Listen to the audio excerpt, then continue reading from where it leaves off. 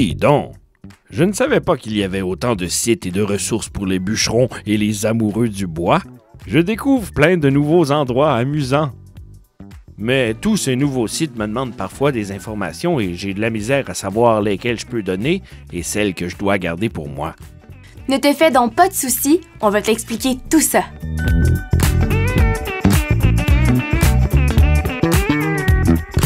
Dans le vaste océan de l'Internet, peuplé à la fois de marins aventuriers et de pirates impitoyables, il est essentiel d'être un navigateur affûté et de choisir avec soin ce qu'on peut partager et ce qu'il faut garder pour soi. Tout comme nous protégeons nos trésors dans le monde réel, la protection des informations personnelles en ligne est la clé d'une expérience numérique amusante.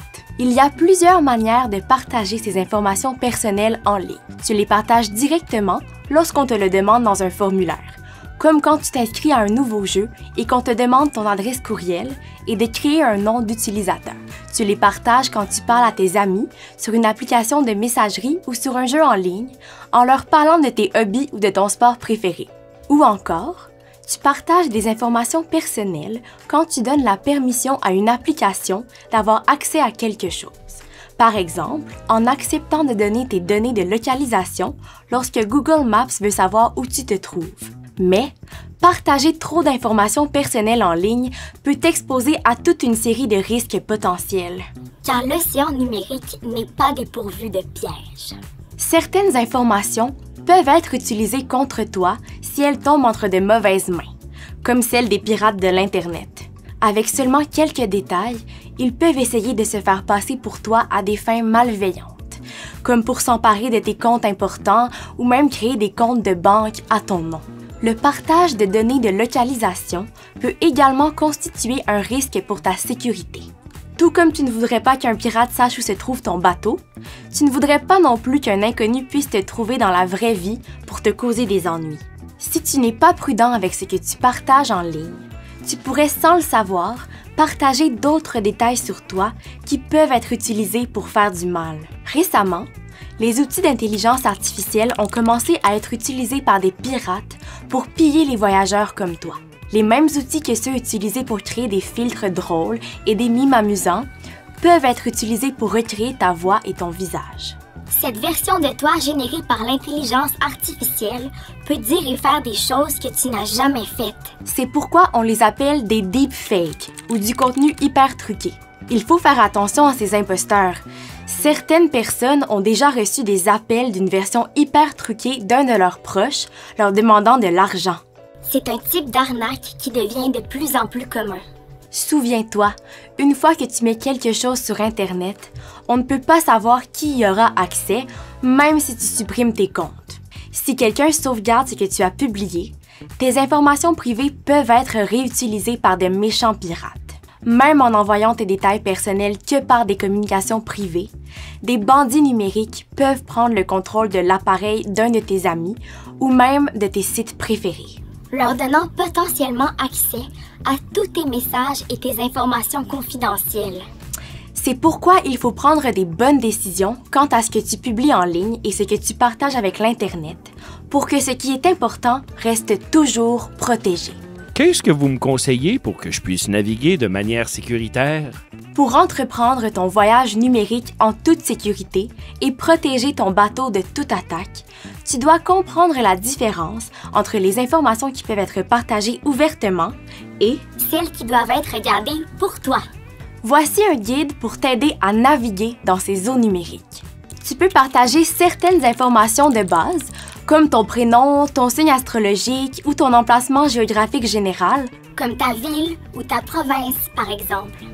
Pour limiter la quantité d'informations que tu donnes et naviguer en toute sécurité, tu peux créer un nom d'utilisateur et utiliser le premier ou le dernier jour de ton mois d'anniversaire au lieu de ta vraie date de naissance si on te demande cette information.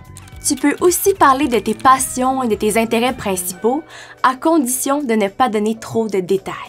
Comme l'endroit où tu pratiques ton sport favori ou la date et l'heure de tes pratiques chaque semaine. Puisque ton adresse email est une voie de communication directe avec toi, elle peut présenter un risque pour ta sécurité si elle tombe entre de mauvaises mains. Par contre, de nombreux sites web te demanderont de leur donner ton adresse courriel pour te permettre d'accéder à des tas de choses amusantes. Comme des jeux et des applications pour rester connecté avec tes amis. Un moyen de garder tes informations en sécurité est donc de créer une adresse courriel que tu n'utilises que pour des communications importantes, comme celle de ta famille, tes amis et ton école, et une autre qui ne révèle pas ton nom. Et que tu pourras utiliser pour tout le reste.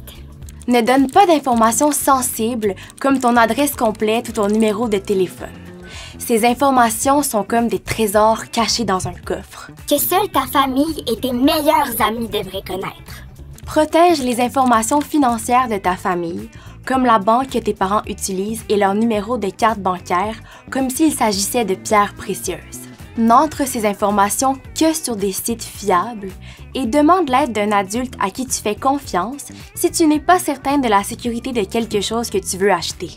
Sur tous les sites où tu as un profil que les autres peuvent voir et surtout si tu as des réseaux sociaux, vérifie les paramètres de confidentialité de tes comptes pour t'assurer que seules les personnes que tu connais et à qui tu fais confiance peuvent voir ce que tu fais et crées.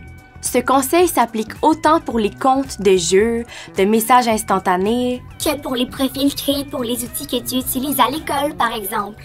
N'oublie pas que les outils d'intelligence artificielle des pirates sont de plus en plus accessibles et précis et que ta première protection contre l'utilisation abusive de ta voix et de ton image, c'est de ne pas leur y donner accès du tout. Demande le consentement de tes amis. Tu n'es pas le seul marin à naviguer dans l'océan numérique. Tes amis méritent de garder leurs informations à eux aussi. Demande-leur s'ils sont d'accord avant de publier une photo ou une vidéo d'eux. Ou de partager d'autres types d'informations qui les concernent. Et ça fonctionne aussi dans les deux sens. Assure-toi que tu donnes ton accord avant qu'un de tes amis publie quelque chose sur toi. Partage tes connaissances. Ta sécurité dépend de celle de tes amis et de ta famille. Il faut donc aider les autres voyageurs dans ta vie à comprendre quoi partager et quoi garder secret.